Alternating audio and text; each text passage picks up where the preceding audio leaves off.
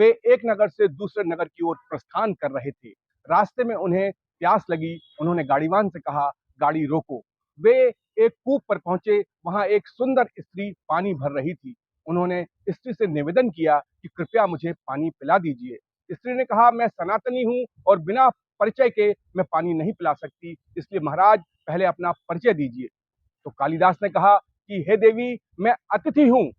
स्त्री मुस्कुराई और उसने कहा, बिल्कुल नहीं, मैं नहीं मान सकती, क्योंकि अतिथि तो केवल इस दुनिया में दो ही हैं। अतिथि इस दुनिया में सिर्फ दो ही हैं, पहला यौवन और दूसरा धन, क्योंकि ये चंद दिनों के मेहमान होते हैं। करेंसी शब्द करंट से बना है, जिसका अर्थ है प्रवाहित होना। ऐसे ही यौवन की भी एक निर्धारित समयावधि होती है। कालिदास ने कहा, ठीक है देवी, मैं सहनशील हूं। देवी ने कहा, बिल्कुल नहीं मान सकती, क्योंकि सहनशील तो दो ही चीजें हैं। एक पृथ्वी माता, जो पापियों पुण्यात्माओं दोनों के बोझ को सहती हैं, और दूसरे हैं वृक्ष, जो कि पत्थर मारने पर भी फल देते हैं।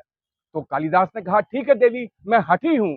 तो देवी ने कहा, नहीं, मैं नहीं मान सकती, क्योंकि हठी तो केवल दो होते हैं। हमारे बाल और नाखून कितने भी काट लो फिर बढ़ जाते हैं। अंततः कालिदास हतप्रभ रह गए और उन्होंने कहा, ठीक है देवी, मैं मूर्ख हूं। उन्होंने कहा, मैं नहीं मान सकती, क्योंकि मूर्ख तो केवल दो होते हैं, एक राजा और दूसरे उसके दरबारी।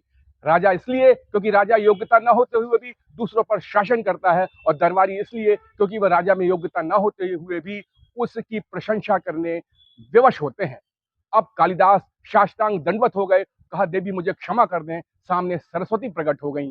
स्त्री ने कहा कि मैं सरस्वती हूं, और हे कालिदास, अपने प्रिय पुत्र कालिदास का अहंकार चूर करने के लिए आज आई थी। कालिदास उस घटना के बाद विनम्र हो गए और कालजयी व्यक्तित्व बन के हमेशा के लिए हस्ताक्षरित हो गए। आप भी अपने जीवन में ऐसे ही विनम्रता का अवबोध कीजिए।